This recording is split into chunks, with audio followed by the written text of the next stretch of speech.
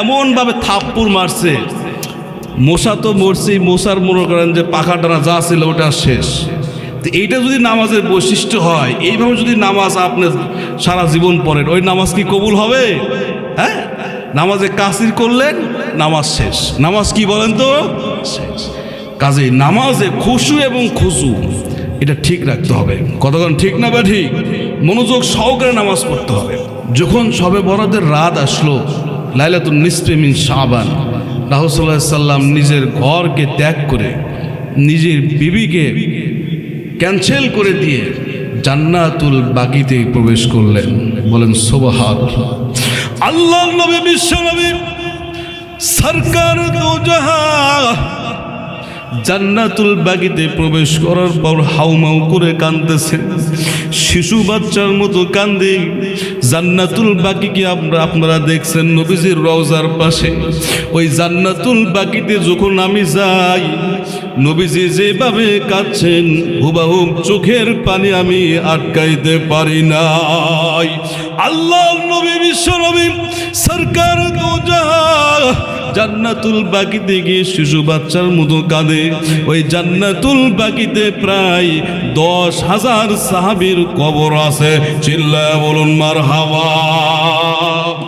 হযরত ওসমান রাদিয়াল্লাহু তাআলা আনহু শুয়ে আছেন, আয়েশা রাদিয়াল্লাহু তাআলা আনহা শায়িত আছেন, ফাতেমা রাদিয়াল্লাহু তাআলা আনহা শায়িত আছেন, বড় বড় আসহাবগণ ওখানে শায়িত আছেন। জান্নাতুল বাকিতে গিয়ে দিল থেকে তাদের জন্য, তাদের রূহের মাগফিরাত কামনার্থে দোয়া করছেন। বলেন সুবহানাল্লাহ। আল্লাহর নবী লাইলাতুন নিসফি মিন শাবান, এই রজনীতে তিনি সালাত আদায় করছেন এবং দান খয়রাত করছেন, তাসবিহ তাহলিল পাঠ করছেন, কোরআন তেলাওয়াত করছেন, জিকির আজকার করছেন। 3 নাম্বার হলো লাইলাতুন নিসফি মিন শাবান। এই রজনীতে আল্লাহর নবীজি নামাজে দীর্ঘ রুকু এবং কোরআন তেলাওয়াত করছেন, দীর্ঘ সময় সিজদায় পড়ে থাকছেন। চিল্লায়া বলুন মারহাবা। আম্মা জান হযরত খাদিজাতুল কুবরা রাদিয়াল্লাহু তাআলা আনহু, আম্মা জান হযরত খাদিজাতুল কুবরা রাদিয়াল্লাহু তাআলা আনহু মক্কা থেকে অল্প একটু দূরে জান্নাতুল মুআল্লায় শায়িত আছে। মুআল্লিম সাহেব যখন বললেও, আলামিন ভাই এখন আমরা কোথায় যাচ্ছি জানেননি? আমি বললাম না ভাই। বলতেছেন নবীজির স্ত্রী হযরত খাদিজাতুল কুবরা রাদিয়াল্লাহু তাআলা আনহার কবর মুবারক জিয়ারত করতে যাচ্ছি। চিল্লায়া বলুন সুবহানাল্লাহ। 2 চোখের পানি ছেড়ে দিলাম, সঙ্গে সঙ্গে তাড়াতাড়ি ওযু করে 2 রাকাত সালাত আদায় করলাম, যে আম্মাজান খাদিজাতুল কুবরা রাদিয়াল্লাহু তাআলা আনহার কবর মুবারক জিয়ারত করব। জান্নাতুল মুআল্লায় গেলাম। মুআল্লিম সাহেব বলল, এই মাঝখানে নবীজির একজন সন্তান শায়িত আছে। আল্লাহর নবীজির জীবন সঙ্গিনী খাদিজাতুল কুবরা রাদিয়াল্লাহু তাআলা আনহার কবর মুবারকে দাঁড়িয়ে দিলটা নরম করে দিয়ে দরুদ সালাম প্রেরণ করার পর প্রাণ ভরে হাত তুলে দোয়া করেছি। হযরত জিবরাইল আলাইহিস সালাম ওই গারে হেরার ভিতরে, যেখানে গারো হেরাটা ছোটোখাটো পাহাড় না বাজান, আমার উঠতে প্রায় 1 ঘন্টা 15 মিনিট লাগছে। এই যুবক পোলাবান 1 ঘন্টা 15 মিনিট নিচ থেকে তাকালে একটা ডিমের মতো শুধু মাথা তার দেখা যায়। ওখানে ওঠার পর দিলে তামান্না জাগছে, নবীজি সাল্লাল্লাহু আলাইহি ওয়াসাল্লাম যেখানে নামাজ আদায় করছেন ওখানে নামাজ আদায় করব। গারো হেরায় ওঠার পরে ছোট্ট একটা সুড়ঙ্গ দিয়ে আল্লাহর নবীজি গেছেন, ওখানে গিয়ে একটু ধ্যান করলাম। অজস্র চোখের কোণ দিয়ে পানি ঠপ ঠপ করে পড়তেছে। 2 রাকাত সালাত আদায় করলাম। ওই জায়গায় একদিন জিবরাইল আলাইহিস সালাম, আল্লাহর নবীজি মন খারাপ করে বসে আছেন। জিবরাইল আলাইহিস সালামকে আল্লাহ রাব্বুল আলামিন বলতেছে, জিবরাইল রে দেখো আমার হাবিব মন খারাপ করে বসে আছে, আমার পক্ষ থেকে সালাম দাও আর আমার হাবিবকে একটু সান্ত্বনা দাও। চিল্লায়া বলুন মারহাবা। হযরত জিবরাইল আলাইহিস সালাম বিশ্বনবী রহমাতুল লিল আলামিনকে সান্ত্বনা দেয়। জিবরাইল আলাইহিস সালাম একটু পর তাকিয়ে দেখেন আম্মাজান হযরত খাদিজাতুল কুবরা রাদিয়াল্লাহু তাআলা আনহা নবীজির জন্য সুন্দর করে রুটি তৈরি করে পাহাড় বেয়ে বেয়ে আসতেছে। জিবরাইল আলাইহিস সালাম বিশ্বনবী সরকারে দু জাহান নবীকে ডাক দিয়ে বললেন, ইয়া রাসূলুল্লাহ, ইয়া হাবিবাল্লাহ, আমি এখানে আর থাকতে চাই না, কারণ আমার লজ্জা লাগে, শরম হয়। ওই যে আপনার স্ত্রী আপনার জন্য খাবার নিয়ে আসতেছে, তবে আপনার কাছে আমি একটা কথা বলে যাই, খাদিজাকে আল্লাহ রাব্বুল আলামিন আরশে আজিম থেকে সালাম জানাইছে। চিল্লায়া বলুন মারহাবা।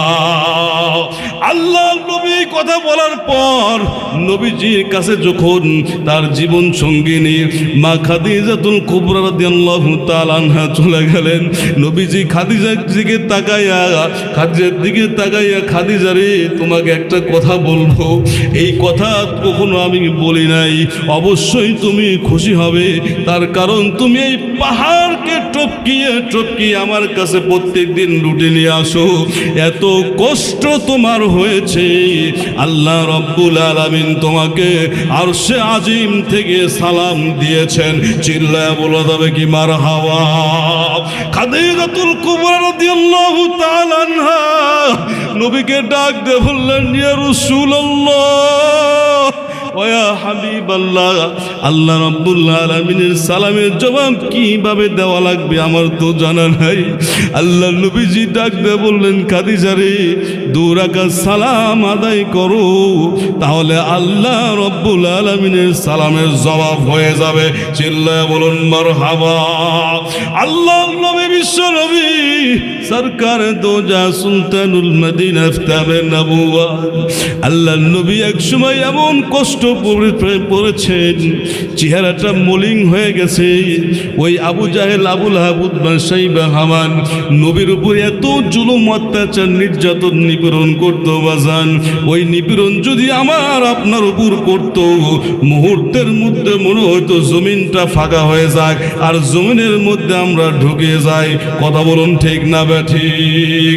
যেই শরীর মুবারকের উপর মশা মাছি পড়া হারাম ছিল, ওই নবীকে কত কষ্ট দিয়েছে।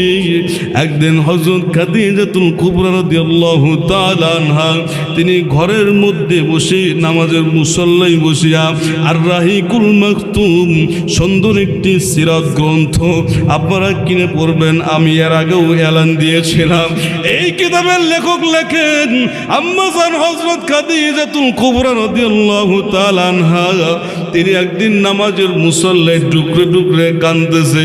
হঠাৎ করে হযরত ফাতেমা রাদিয়াল্লাহু তাআলা আনহা মায়ের কান্না শুনে মাকে সান্ত্বনা দেওয়ার জন্য মায়ের কক্ষে যখন প্রবেশ করে আর ডাক দিয়ে বলে, মা, তোমাকে তো কখনো আমি কাঁদতে দেখি নাই, তুমি আজকে কিসের কান্না করো? খাদিজাতুল কুবরা রাদিয়াল্লাহু তাআলা আনহা তার মেয়েকে ডাক দিয়ে বলে, মা রে, আমি কেন কান্না করি তুমি জানবা না, তুমি জানার চেষ্টাও করো না, কারণ এই কান্না আমার সুখের কান্না না, এই কান্নাটা হলো আমার দুঃখের কান্না।